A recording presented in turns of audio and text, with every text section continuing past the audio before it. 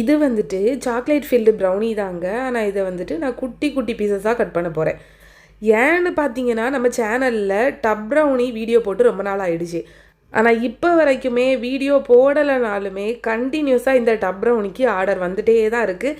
ஏன்னா இந்த டப் ப்ரௌனியில் நம்ம பைட் சைஸில் கொடுத்துருக்கிறது சாக்லேட் ஃபில்டு ப்ரௌனி. அதை வந்து கோட் பண்ணுறது ஒரிஜினல் குவைச்சர் சாக்லேட் வச்சு தான் நம்ம கோட் பண்ணுறோம். அதனால் டேஸ்ட் வந்து சொல்லவே வேண்டாம்.